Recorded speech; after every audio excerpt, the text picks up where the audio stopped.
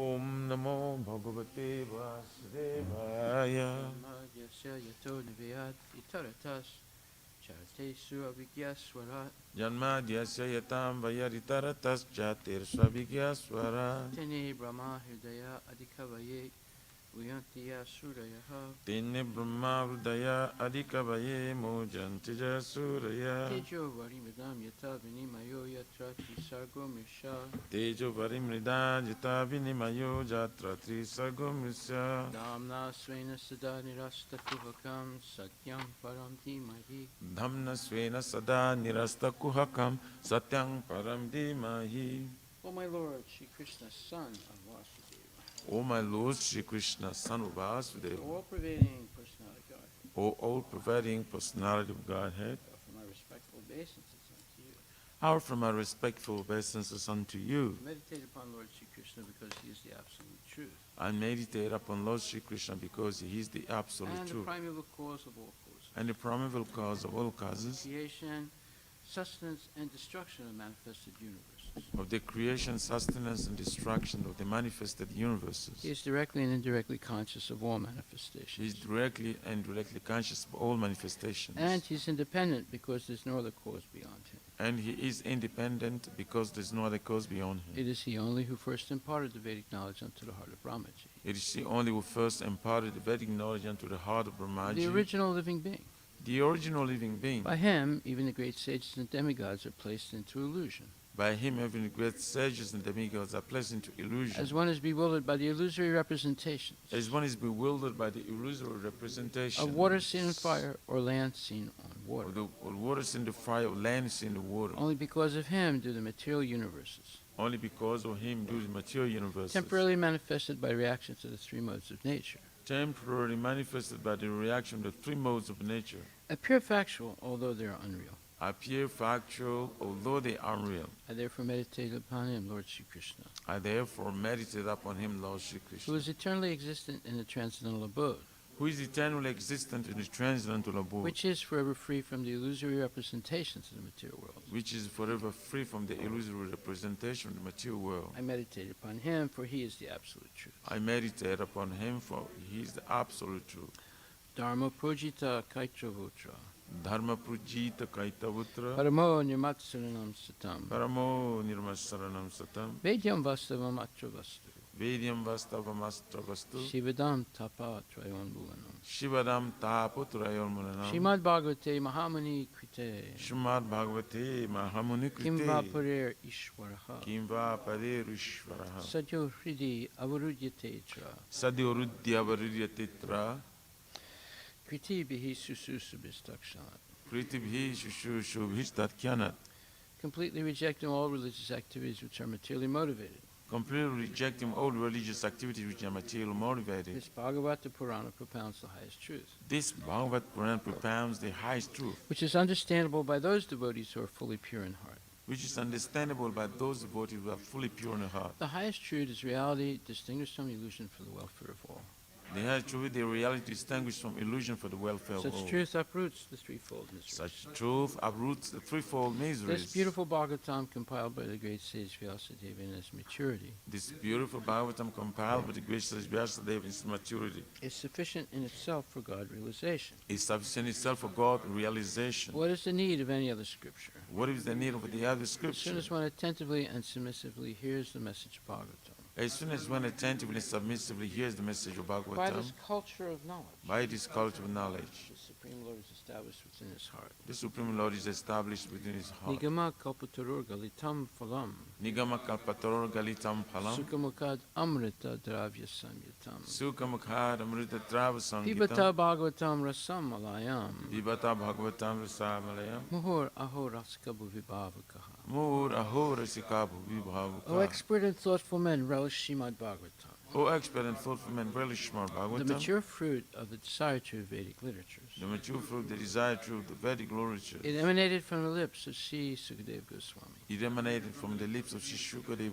Therefore, Goswami. this fruit has become even more tasteful. Therefore, this fruit has become even more tasteful. Although its nectarian juice was already relishable for all, Although its nectarian juice was all relishable for all, including liberated souls. including liberated souls. Shinvatam Swakata Krishna Shrivantam Swakata Krishna Punya Shravana Kirtana Punya Shravana Kirtanam Hridyantaksto hi Bhadrani Hridyantastohi Bhadrani Vidunati Suhitsatam. Vidhunoti Suritsatam. To hear about Krishna from Vedic literatures, To hear about Krishna from the very or glorious, to hear from him directly through the Bhagavad Gita, or to hear from it directly through the Bhagavad Gita, is itself righteous activity. it is self-righteous activity. And for one who hears about Krishna, And for one who hears about Krishna, Lord Krishna, who is dwelling in everyone's heart, Lord Krishna who is dwelling within everyone's heart, acts as a best wishing friend, acts as the best wishing and friend, purifies the devotee who constantly engages in hearing of him.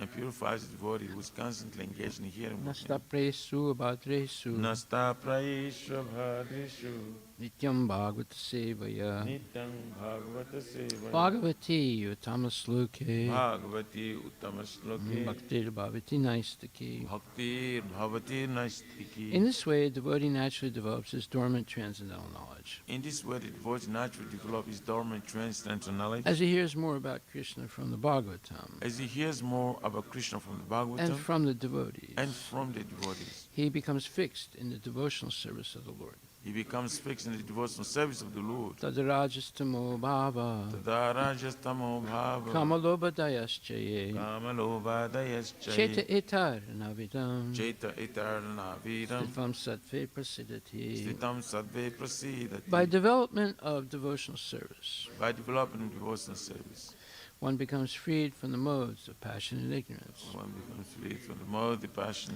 and thus material lust and avarice are diminished. and thus material lust and avarice are diminished. Evam prasana manaso Evam prasana manasa Bhagavat Bhakti Yogataha Bhagavat Bhakti Yoga Bhagavat Tattva Vijnanam Bhagavat Tattva Mukta Sangasya Jayate. Jayati. When these impurities are wiped away, When these impurities are wiped away, the candidate remains steady in his position of pure goodness, the candidate remains steady in his position of pure goodness, becomes enlivened by devotional service, becomes enlivened by devotional service, and understands the science of God perfectly. and understands the science of God perfectly. Vidyate Hridaya Grantis Vidyate Hridaya Grantis Shidyante Sarva Samsaya Shidyante Sarva Samshaya Shiyante Chasya Karmani Shidyante Sasya Karmani Drista Evat Manishwari. Drusta Evad Manishwari. Thus Bhakti Yoga severs the heart not of material affection, That's the Bhakti Yoga service now, not to material and affection. enables one to come at once to the stage of a samsayam samagram, And enable one to come as one to the stage of Samsham Samadhana. understanding of the supreme absolute truth, personality of Godhead. Understanding the supreme absolute truth, personality of Godhead. Therefore, only by hearing from Krishna, from the Bhagavatam, only by hearing from, therefore, only by hearing from Krishna or from his devotee in Krishna consciousness Therefore, only by hearing from Krishna or these bodies in Krishna consciousness can one understand the science of God, can one understand the science of Krishna. Srimad Bhagvatam, Canto 1, Chapter 19, verse number 14.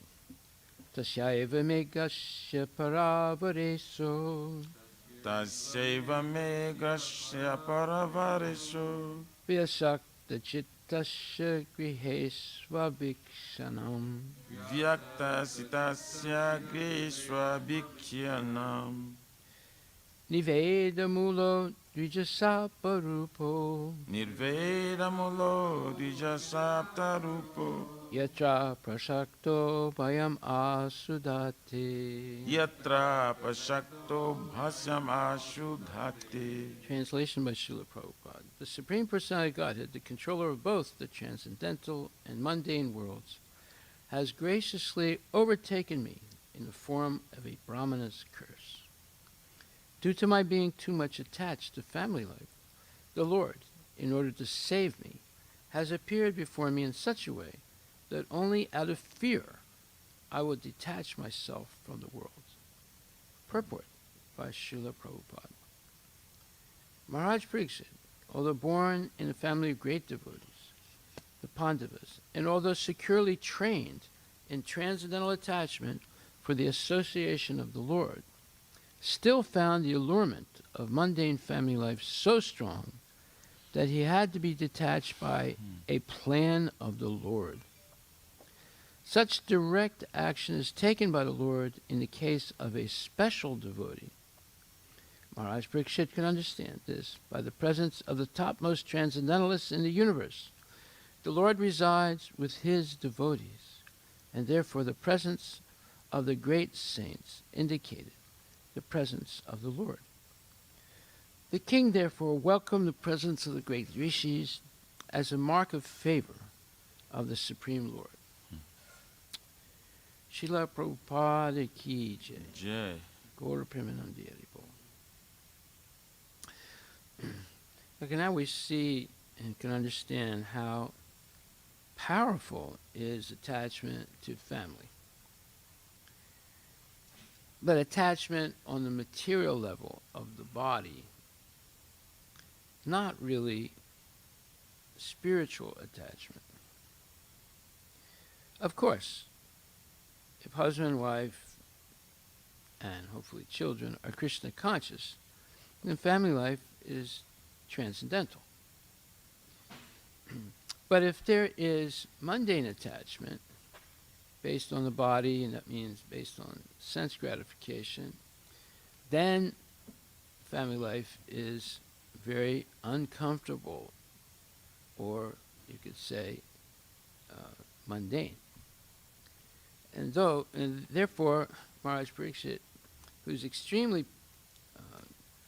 surrendered and very humble person, is saying, oh, because of my over-attachment to my family, the Lord has arranged this wonderful arrangement. I'm going to be bitten by a flying snake. Just imagine how dangerous that is, a flying snake. Fortunately, we don't have any flying snakes anymore. Just like previously there were flying mountains also. Just imagine how dangerous that would be. And fortunately, we don't have any flying mountains anymore also. So in previous times, there were some things that were really scary.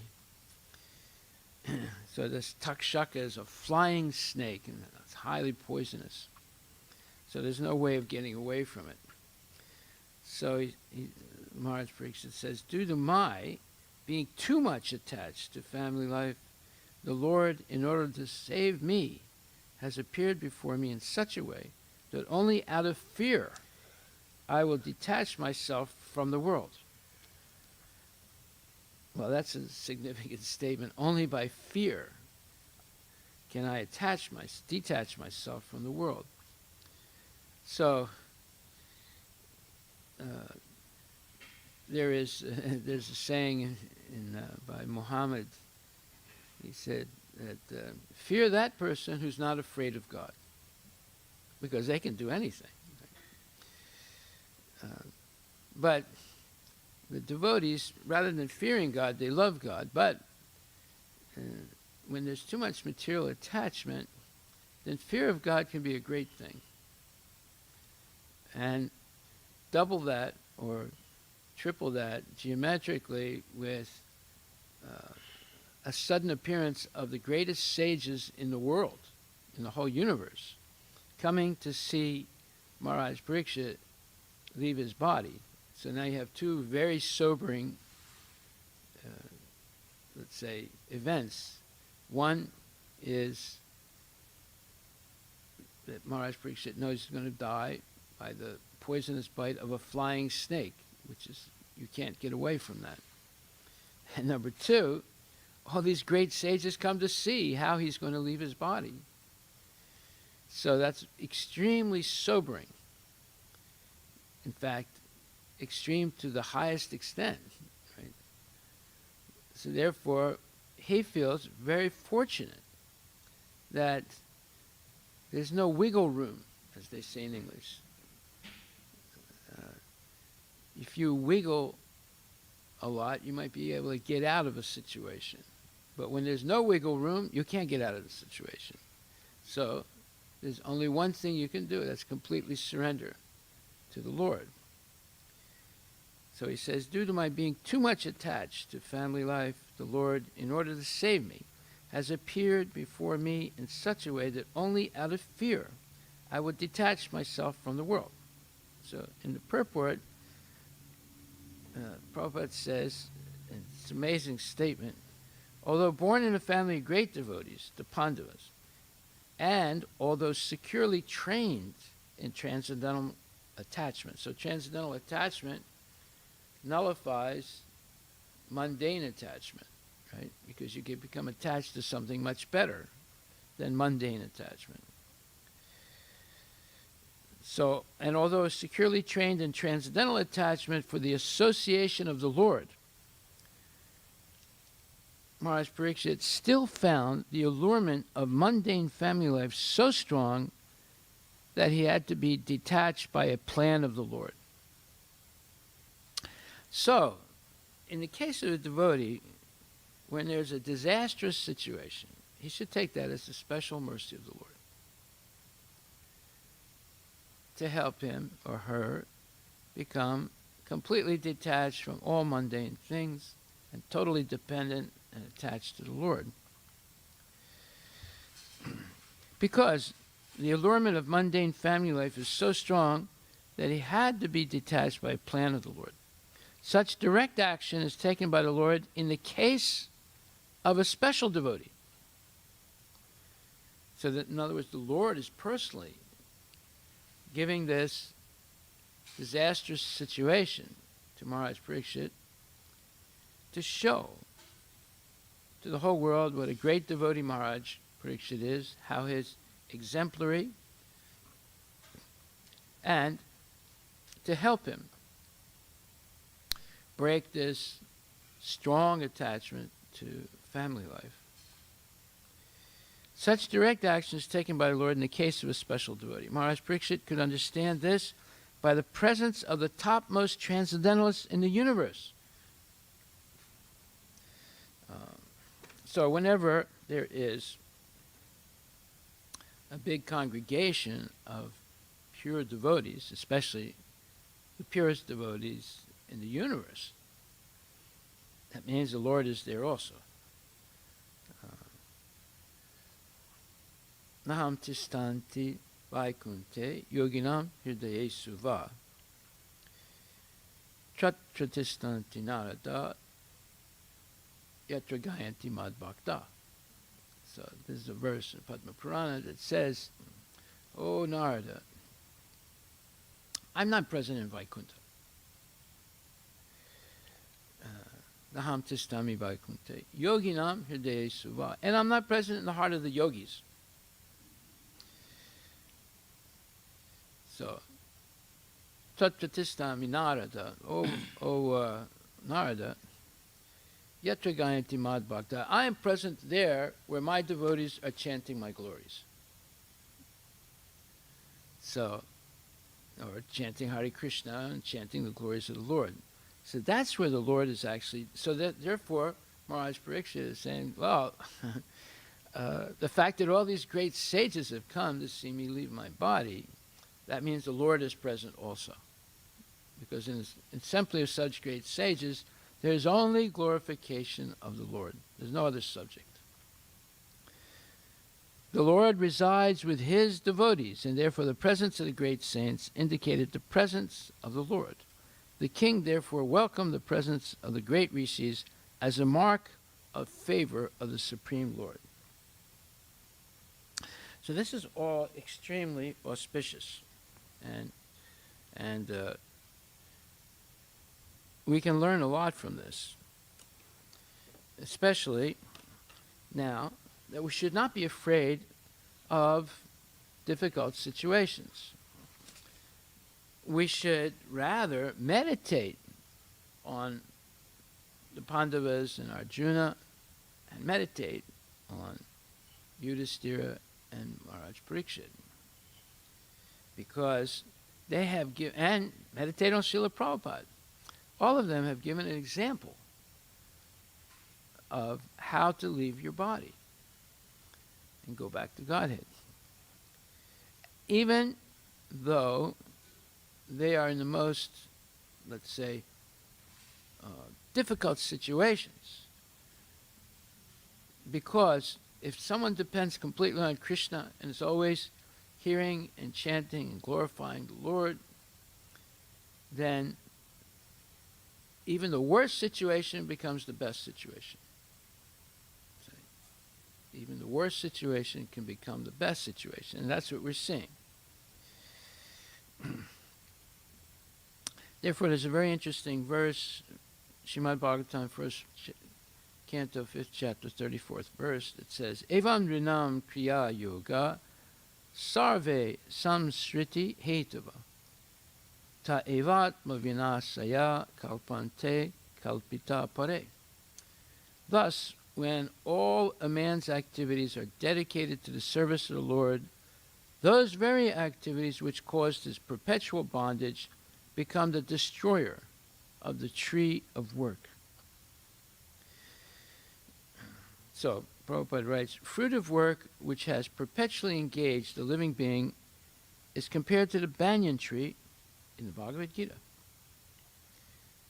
In other words, fruitive work, I can make some money if I buy this product in China and sell it in the United States. It only costs 15 cents in China, and I can sell it for $15 in the United States, with a lot of publicity. That'll cost some money, but the profit margin is so big that even with publicity, even with this and that, I'm going to make still a huge profit. So one's mind becomes fixed on the 15 cents to $15, right? And they go through so many difficult situations to import it and stock it and find the customers for it and ship it and then hope that the client pays for it, this thing, that thing. Sometimes the shipments are lost, sometimes this, sometimes that. Sometimes electricity goes off because of a big storm. Sometimes the computer crashes and they have to pay a lot of money to get it back to working. All these things are happening, right? Same time you might have indigestion, might be constipated. His kid had an accident with the car, and they got to get a lawyer. And, there's so many things can happen, and all that depends on the profit margin. Right? So it's a life of anxiety because there's fruitive work. I want to make so much. Just like when I opened the My Sweet Lord Cafe in the weeks leading up to the opening, different devotees came up to me and said, Prabhu, if we make this we could have a brunch, and serve, like scrambled paneer with turmeric and tomatoes, It's like scrambled eggs, but it's vegetarian, and we can make so much profit on this. We charge $10 for brunch, and it only cost us, $2 to make it. And just imagine, I said, no, we're not going to do that. We do everything free. What? Free? What? Why should you do it free? Los Angeles has a restaurant, they're making so much money, and Dallas has a restaurant, they're making so much money. Why do you want to do it free? I said, no, we'll do it free. No, that's not going to work, Prabhu. I said, yes, it'll work, maybe. Let's see. He said, no, we at least let me do it every Sunday morning, and make some money. I said, no, we're not going to do that. They thought I was crazy. But yet, somehow or other, 13 years we operated My Sweet Lord, and it was free every day, that whole time.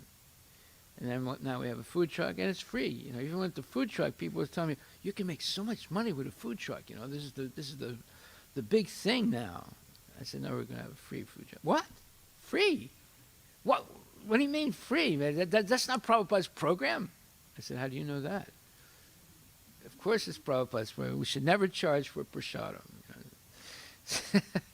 So anyway, the idea is that there should not be, eventually in our life, any fruitive activity. I do this, I make so much profit. Now maybe when you're married and you have to maintain a family, okay. But at one point, we should become completely free of that profit incentive, because it breeds greed and jealousy.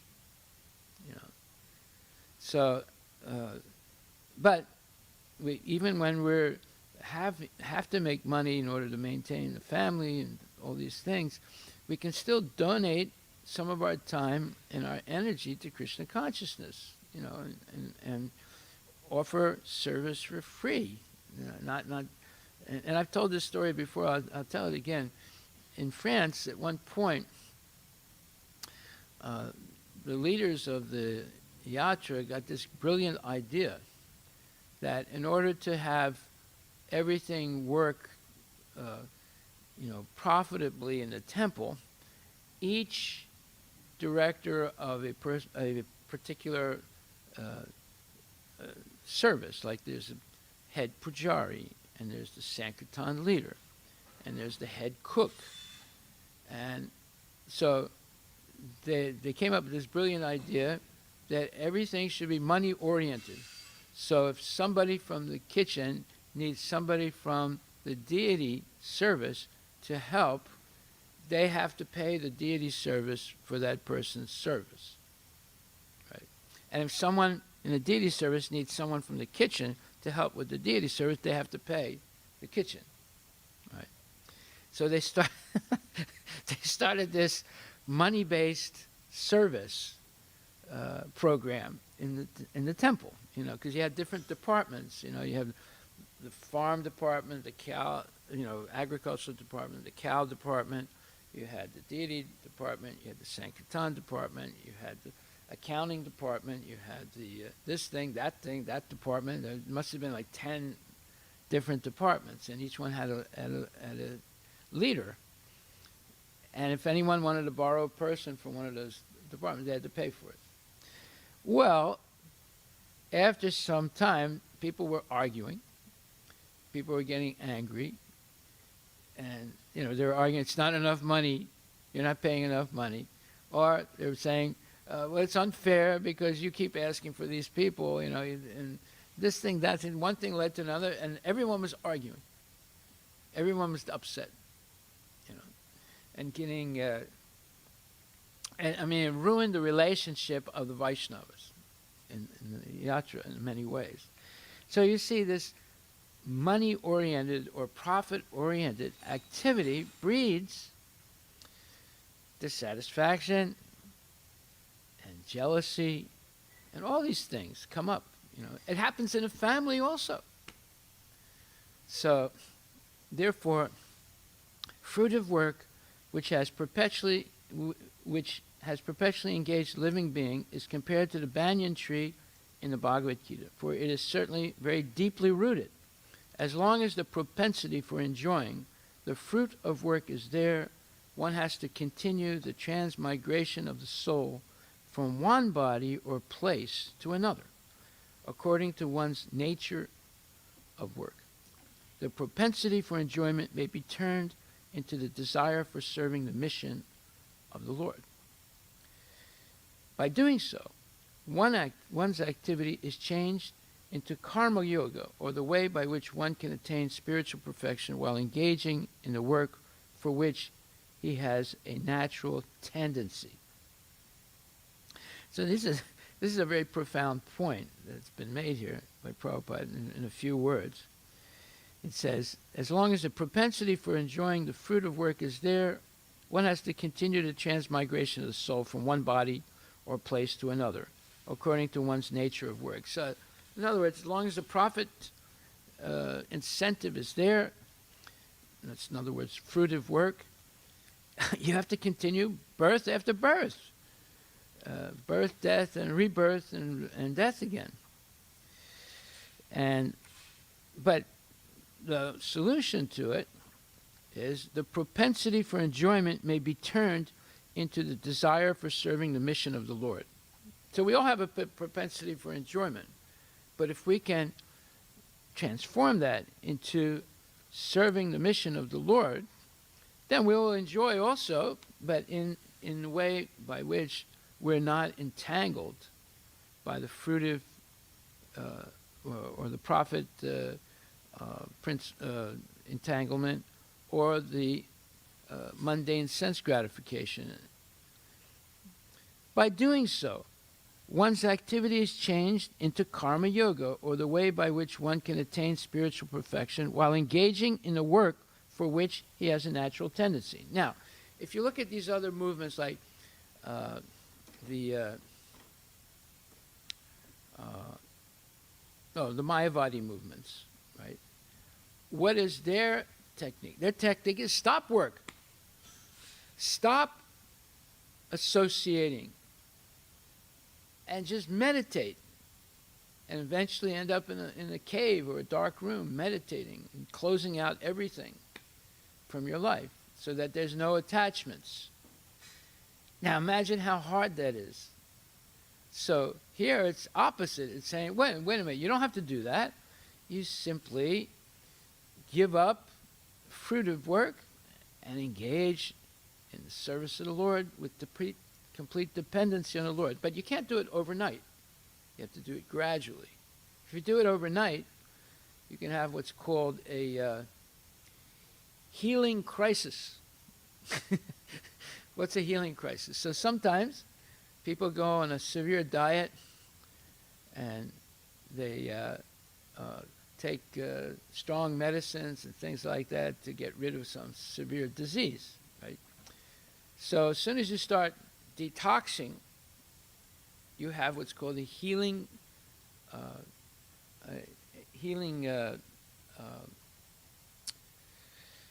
what I just said crisis. You have a healing crisis, right? That is, it looks like you're getting sicker and you feel like, horrible, but that's because the toxins are coming out of the body.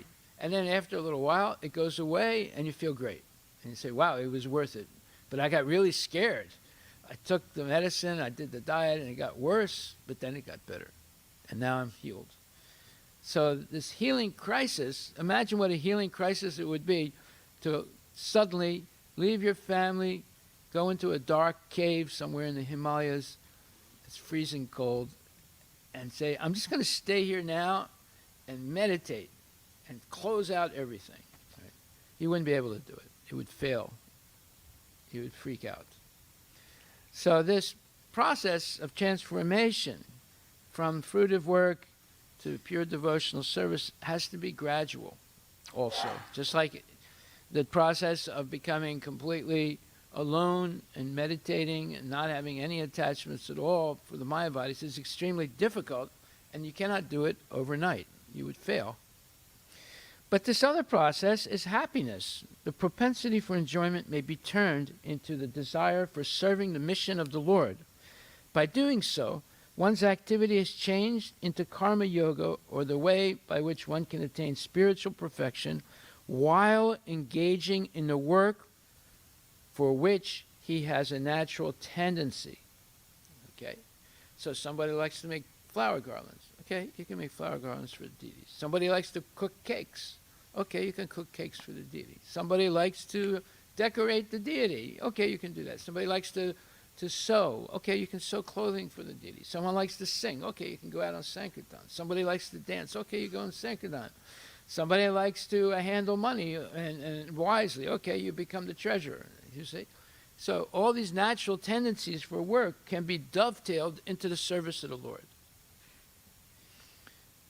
And then by doing that, one can attain perfection while engaging in the work for which one has a natural tendency. Okay, so the conclusion is that when the result of all fruitive and other work is dovetailed with the service of the Lord, it will cease to generate further karma and will gradually develop into transcendental devotional service, which will not only cut off completely the root of the banyan tree of work, but will also carry the performer to the lotus feet of the Lord. This is profound, very, very profound transcendental knowledge. The summary is that one has to, first of all, seek the association of pure devotees, who not only are learned in the Vedanta, but are self-realized souls and unalloyed devotees of Lord Sri Krishna, the personality of Godhead.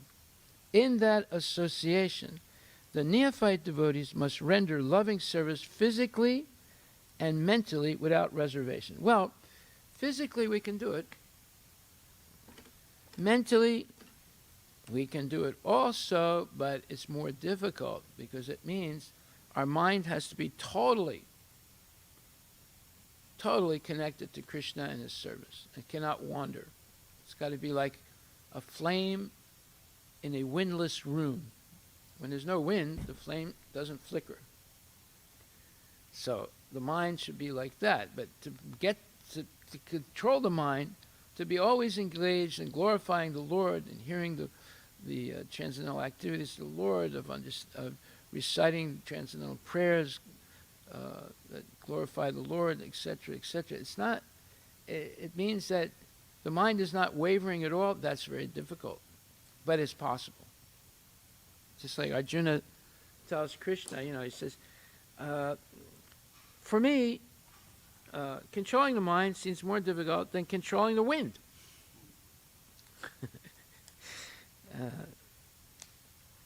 This is on, where is that? The 3rd chapter. It says, where is that?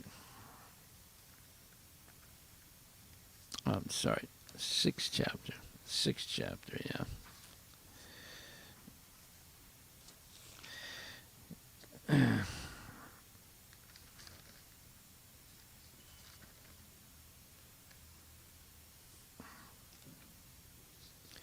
Chanchalam hi malak Krishna pramati balavadritam tasyaham nigraham manye vayur eva suduskaram.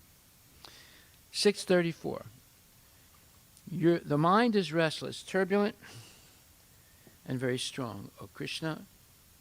And to subdue it, I think, is more difficult than controlling the wind. Wow. More difficult than controlling the wind. So, but Krishna says, O mighty armed son of Kunti, it is undoubtedly very difficult to curb the restless mind, but it is possible by suitable practice and by detachment. So what is a suitable practice? It's Krishna consciousness in the association of pure devotees. Then it's possible. And this was explained in more depth by Caitanya Mahaprabhu. And it's right in the introduction of the Srimad Bhagvatam and then in the Chaitanya Charitamrita. So when Lord Chaitanya was having a discussion with Ramananda Rai, what's the best way to become Krishna conscious? So when he met Sri Ramananda Rai on the bank of the Godavari, the Varnasrama Dharma, followed by the Hindus, was mentioned by the Lord. Sri Ramananda Rai said that by following the principles of Varnasrama Dharma, the system of 4 castes and 4 orders of human life, everyone could realize transcendence. In the opinion of the Lord, the system of Varnasrama Dharma is superficial only, and it has very little to do with the highest realization of spiritual values. The highest perfection of life is to get detached from the material attachment and proportionately realize the transcendental loving service to the Lord. Notice it says proportionately. It's a gradual process. The personality of Godhead recognizes a living being who is progressing in that line. Devotional, this is in the introduction to Srimad Bhagvatam. In my book, it's page 28. It could be different in other places, but okay. The page can be different, not the text. The personality of Godhead recognizes a living being who is progressing in that line. Devotional service, therefore, is the culmination of the culture of all knowledge. When Sri Krishna, the Supreme Personality of Godhead, appeared for the deliverance of all fallen souls,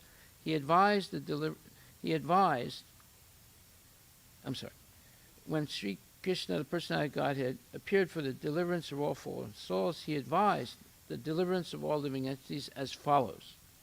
The Supreme Absolute Personality of Godhead, from whom all living entities have emanated, must be worshipped by all their respective engagements, because everything that we see is also the expansion of his energy. That means everything we do should be directed toward pleasing Krishna. That is the way of real perfection, and it is approved by all bona fide acharyas, past and present. The system of Varnasrama is more or less based on moral and ethical principles.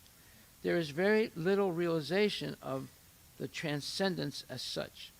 And Lord Sri Caitanya Mahaprabhu rejected it as superficial and asked Ramananda Rai to go further into the matter. What is the matter? What is the best way to become Krishna conscious? Sri Ramananda Rai then suggested renunciation of fruitive actions unto the Lord.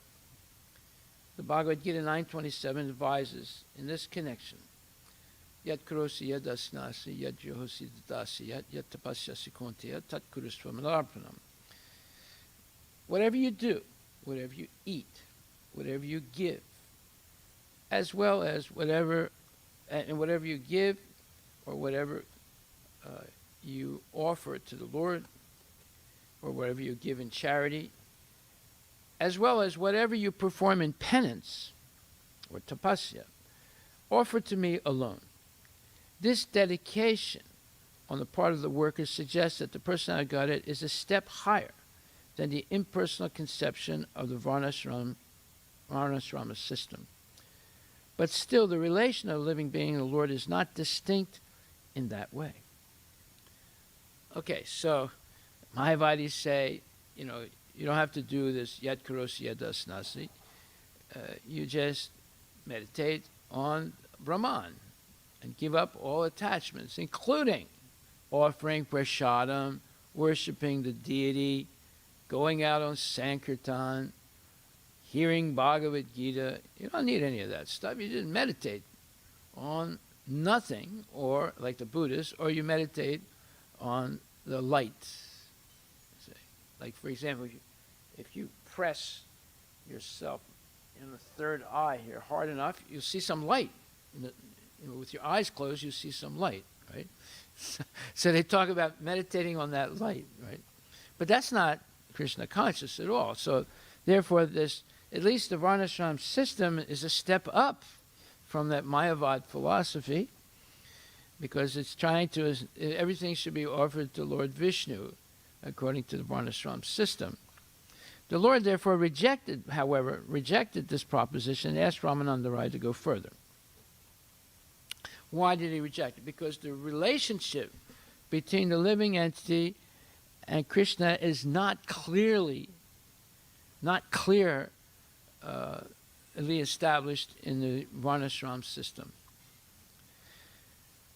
Ramananda Rai then suggested renunciation of the Varnasrama Dharma and acceptance of devotional service. Now, surprisingly, the Lord did not approve of this suggestion also, for the reason that all of a sudden one should not renounce his position, for that may not bring in the desired result. Whoa, this is big time here. Because you can't just renounce everything in the material world and say, now I'm going to become a pure devotee. It's not that easy to do that. Maybe there's some exceptional people that may be able to do that, but usually it doesn't work. And we've seen it in ISKCON. Young men took sannyas from Srila Prabhupada, and they fell down. They were not ready to actually take sannyas. Right? Or a husband leaves the wife and says, I'm going to take sannyas. And then later on he gets married with some other woman. So it's not recommended. Okay, so the Lord did not approve of this suggestion also for the reason that all of a sudden one should not renounce his position, for that may not bring in the desired result.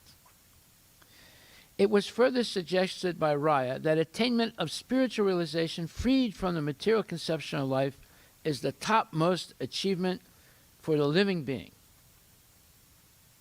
Guess what? The Lord rejected this suggestion also because on the plea of such spiritual realization, much havoc has been wrought by unscrupulous persons. Yeah, just like recently, this email went out to all Hindu organizations.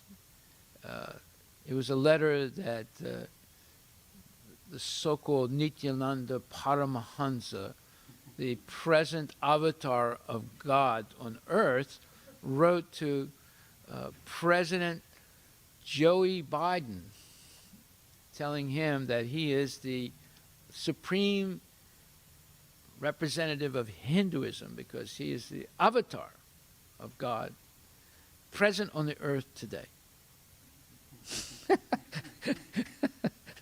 Well, so this is why Lord Chaitanya rejected what? It was further suggested by Ramananda Rai that attainment of spiritual realization, freed from the material conception of life, is the topmost achievement for a living being. The Lord rejected this suggestion also because, on the plea of such spiritual realization, much havoc has been wrought by unscrupulous persons.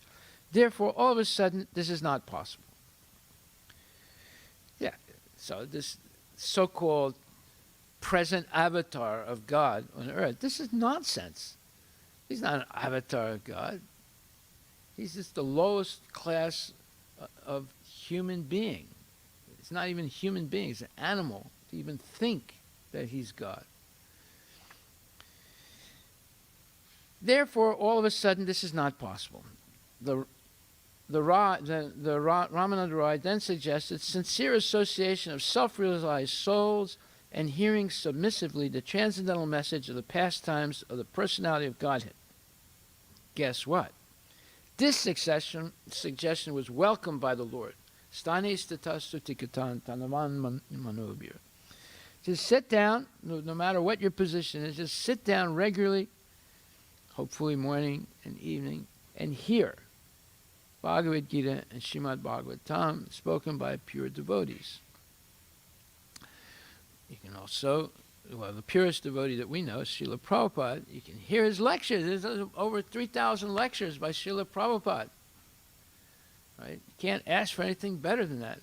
And you can also hear his books, not simply the verses, but verses and purports, because the purports are the explanation by Srila Prabhupada. So that's associating with the purest devotee that we know, that's Srila Prabhupada himself. This suggestion was welcomed by the Lord. This suggestion was made following in the footsteps of Brahmaji, who said that the personality of God is, that's the verse, that's a verse spoken by Lord Brahma, who said that the personality of God is known as Ajita, or the one who cannot be conquered or approached by anyone. But such Ajita, meaning Krishna, also becomes Jita, meaning conquered, by one method, which is very simple and easy. The simple method is that one has to give up the arrogant attitude of declaring oneself to be God himself, like our so-called avatar. One must be very meek and submissive and try to live peacefully by lending the ear to the speeches of the transcendentally self-realized soul who speaks on the message of Bhagavad Dharma, or the religion of glorifying the Supreme Lord and his devotees. To glorify a great man is a natural instinct for living beings. Look how much they glorify Joey Biden, or Mr. Trump, or this one or that one, or Bezos, or all these different big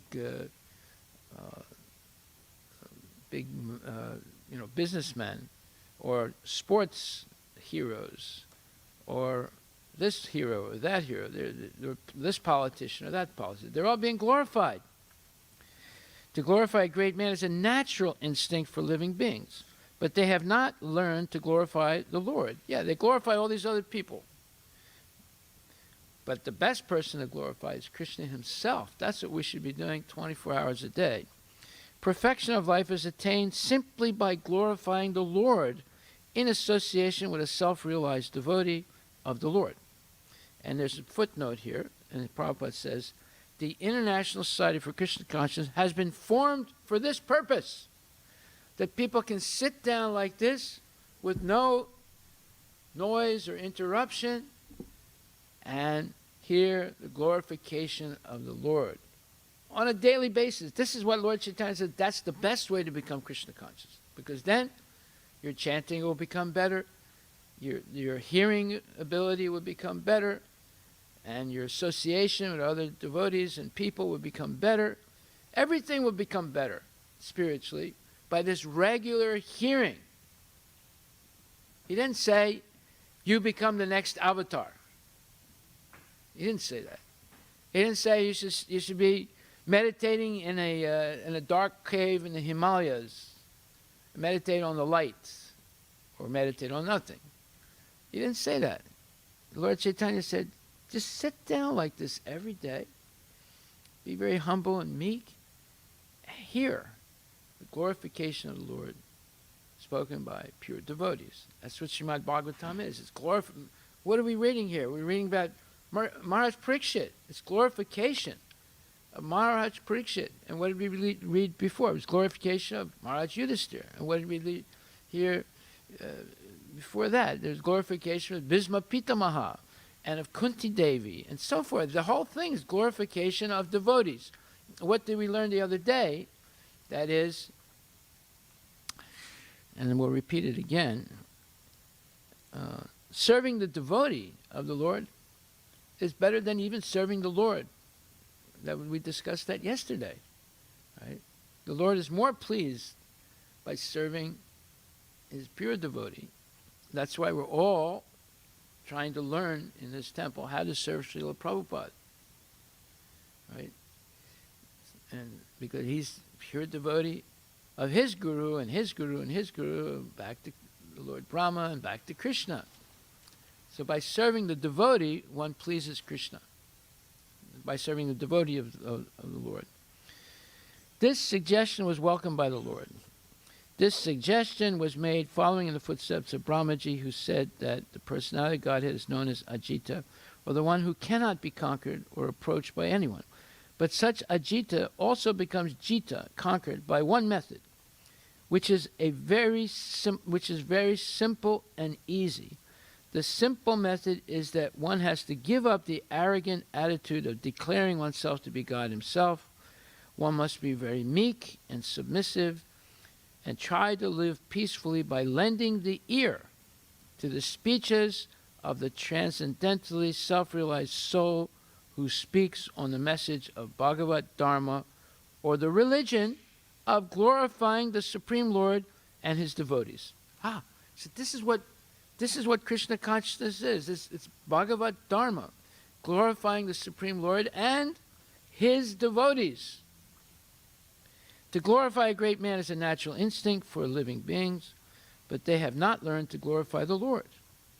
Perfection of life is attained simply by glorifying the Lord in association with a self-realized devotee of the Lord. The self-realized devotee is he who surrenders unto the Lord fully and who does not have attachment for material prosperity. Material prosperity and sense enjoyment and their advancement are all activities of ignorance in human society. Okay, that's the next poster. I haven't seen the second poster. What happened to it? What? Just now coming. You're not working fast enough, Prabhu. And this is the third one. Material prosperity and sense enjoyment and their advancement are all activities of ignorance in human society. Peace and friendship are impossible for a society detached from the association of God and his devotees. See, it's always God and his devotees, God and his devotees, Krishna and his devotees. It is imperative, therefore, that one sincerely seek the association of pure devotees and hear them patiently and submissively from any position of life. That means you could be the worst person in the world. The name of that is called Adama. But you can become Uttama by this regular hearing in the association of devotees. The position of a person in the higher or lower status of life does not hamper one in the path of self-realization. The only thing one has to do is to hear from a self-realized soul with a routine program.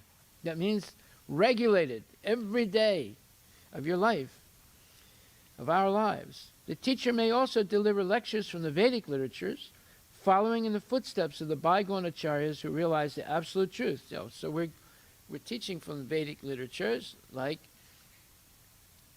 the Vedanta Sutra, like the Puranas, like the Vedas themselves, like the Mahabharata, like of which Bhagavad Gita is the essence of it. Yeah. Lord Sri Caitanya Mahaprabhu recommended this simple method of self-realization, generally known as Bhagavat Dharma, glorification of the Lord and his devotees, right? Srimad Bhagvatam is the perfect guide for this purpose, because the whole book is all about glorifying Krishna and his devotees. Okay, did you know this paragraph existed in the introduction? No. How many times have you read the introduction? You never read the introduction? You never read the introduction to Srimad Bhagavatam?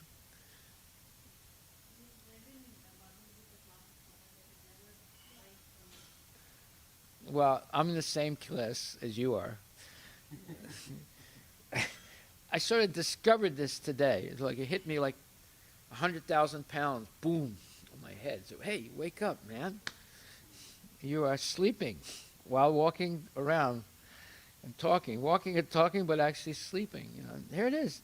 This one section of the and it's a short section, has the essence of the whole life of a devotee. Right? Okay, we'll stop right there. Are there any questions?